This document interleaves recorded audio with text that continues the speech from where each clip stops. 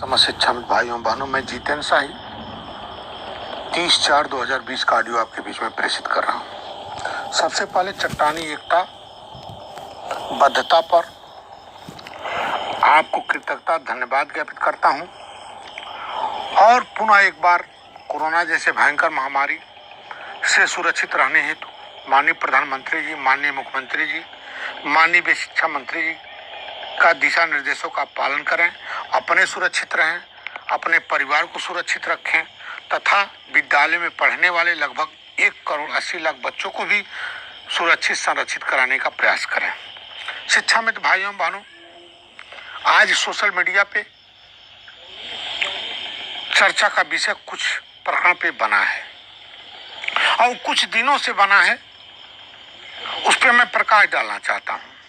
एक तो आज ही चल रहा है ग्रुपों में एक बेसिक शिक्षा परिषद सचिव का लेटर चल रहा है मानदेय संबंधी, वो बिल्कुल फर्जी लेटर है और जो भी यह पत्र को ग्रुपों में डालकर अपनी सस्ती लोकप्रियता हासिल करना चाहता है, या तो वह व्यक्ति मूर्ख होगा या तो अपनी योग्यता पर अयोग्यता का ठप्पा लगा रहा है या समाज में अपनी हंसी का संदेश दे रहा है। तो मैं बता देना चाहता हूं, मानदेय संबंधी कोई भी पत्र जारी होगा तो वित्त विभाग या शासन से ही जारी होता है। आज तक बेसिक शिक्षा परिषद से कोई परमिशन, कोई मानदेय बढ़ोतरी का प्रस्ताव नहीं मांगा जाता है। आज से नोट कर लेना। जैसा उदाहरण स्वरूप बता दें, अभी कुछ दिन पहले खंड शिक्षा अधिकारी गण का यात्रा भत्ता जो बढ़ा था वो शासन के द्वारा ही बढ़ाया गया था, न कि बेसिक शिक्षा परिषद से बढ़ा था। जो भी धन संबंधी कार्रवाई होती है, माननीय मुख्यमंत्री जी, माननीय मंत्री जी और संबंधित अधिकारीगण वित्त विभाग के द्वारा निर्णय किया जाता है। निर्णय के बाद उसको अनुमोदित किया जाता है। अनुमोदन होने के बाद शासनादेश जारी होता है। आज से ऐसे फर्जी लेटर ग्रुपों में डालकर, ग्रुपों में फैलाकर अपनी सस्ती लोकप्रियता हासिल न करने का प्रयास करें। ऐसा करेंगे तो आप मूर्ख ही सिद्ध होंगे और समाज में एक हंसी का पात्र बनेंगे।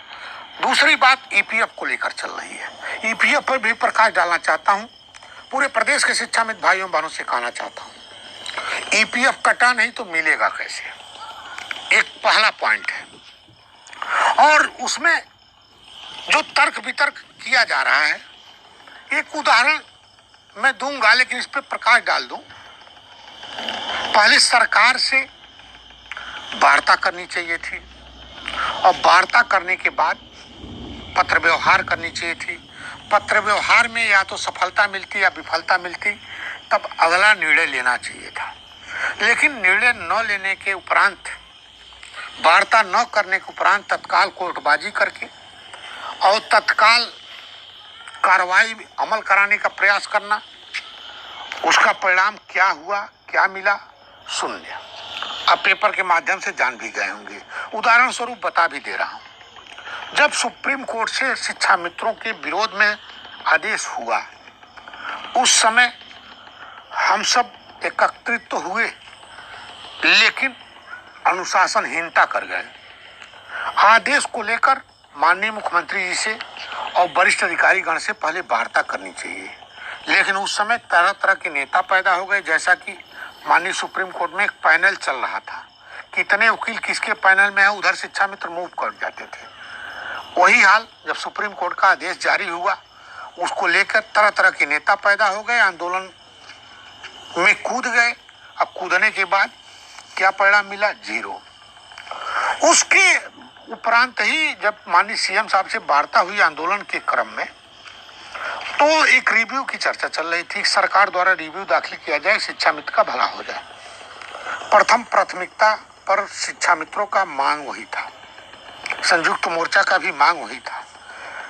जब सीएम साहब की अध्यक्षता में बैठक चल रही थी, उसमें वरिष्ठ अधिकारीगण थे, माननीय शिक्षा मंत्री जी भी थी और माननीय सीएम साहब अपने वरिष्ठ अधिकारी गण से राय मशवरा कर रहे थे, क्या सरकार रिव्यू दाखिल करे तो क्या सब शिक्षा मित्र का भविष्य उज्जवल हो सकता है, उस पर चर्चा कर रहे थे। तब तक नेताजी खड़ा होकर कह दिए कि हमने रिव्यू दाखिल कर दिया, मेरे संगठन से दाखिल हो गया महाराज जी।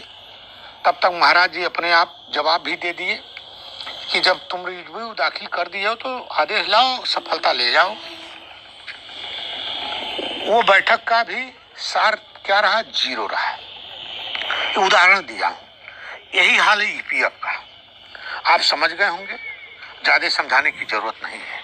आज वीडियो कॉन्फ्रेंसिंग हुआ है माननीय शिक्षा मंत्री जी की अध्यक्षता में, और उसमें शिक्षा मित्रों के लंबित प्रकरण पे भी चर्चा हुई है, और चर्चा बहुत गहनता के साथ हुई है।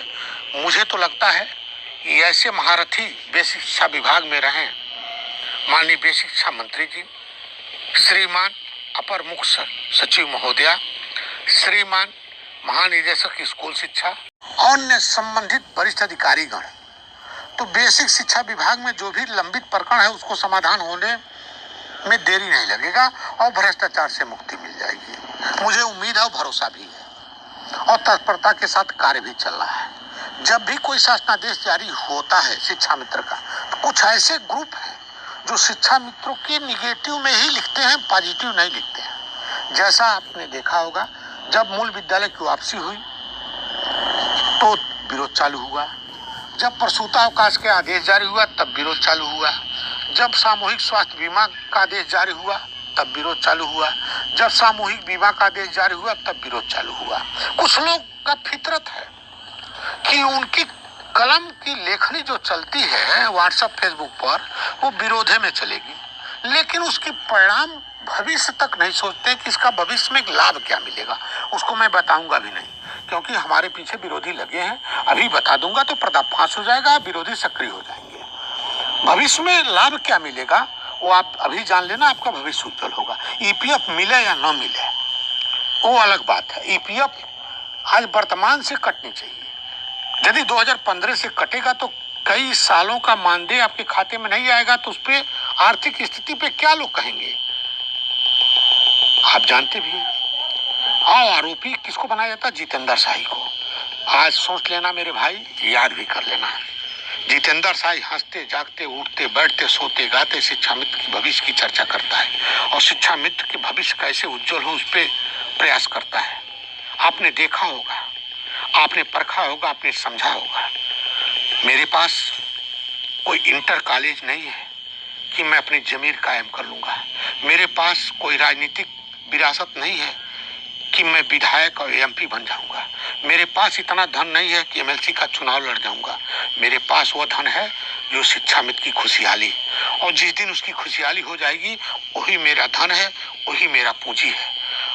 मैं सभी शिक्षा मित्र भाइयों एवं बहनों से कहना चाहता हूँ, इस चट्टानी एकता को टूटने देना, खंडित न होने देना।